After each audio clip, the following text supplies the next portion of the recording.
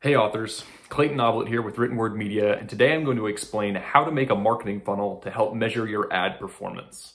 First, let's start with what a marketing funnel is. A marketing funnel is a framework to help organize our thoughts and metrics when it comes to marketing. The basic idea is that if you perform a marketing activity, like running an ad for your books, lots of people will see the ad. This is the top or the largest part of your funnel. Not everyone who sees your ad will click it, so those who do make up the next section of your funnel. Now, not everyone who clicks your ad will buy your book, so those that do constitute the next step in your funnel. So, let's make and analyze a simple funnel for an author's Facebook ads. We'll start by looking at the last 30 days of a campaign, or however long the campaign has been running, and write down the number of impressions in a spreadsheet. Next, we'll add the number of clicks one cell over and perform a simple calculation to get our click-through rate, or CTR.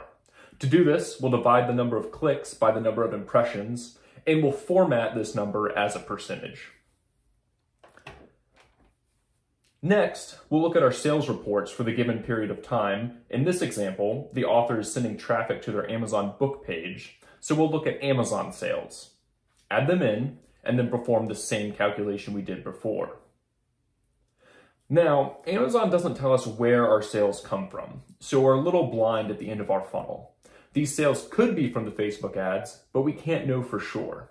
So at best, our conversion rate from Facebook is 0.8%, but at worst, it could be 0%. So, now that we have our funnel, we can analyze and decide what we want to improve with our marketing. This click-through rate looks pretty solid. We generally don't see better CTRs than 3.6% or so. So we know that improving the click-through rate may be quite difficult. But this conversion rate is pretty low. So that seems like something we'll want to address. One thing I like to think about with conversion rate is the messaging readers are getting before they land on the page. Maybe this CTR is great because the ad is actually setting different expectations than the book page. Is the price included in the ad? If not, readers could be turned off by a high price on the page that they don't expect. Are the genres properly represented? Is the cover included in the ad? If a reader clicks on an ad without a cover, they could be turned off by a cover that is different from what they expect. If all of that looks good, then it's worth looking at the book page itself. Could the description be improved? What are other authors in this genre doing? Is the cover high quality? Is the price just too high?